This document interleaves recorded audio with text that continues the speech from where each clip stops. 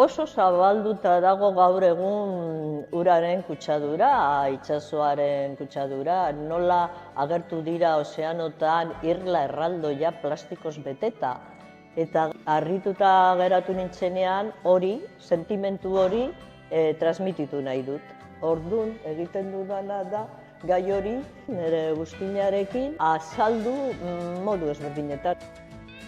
Sinbiotika izena izendatu dute erakusketat, sinbiosis naturan oso txokantea dela esan nahi dut. Bi izaki ezberdin artean kolaborazio bat delako. Eta hemen izaki ezberdintzu horik dira plastiko eta buztin.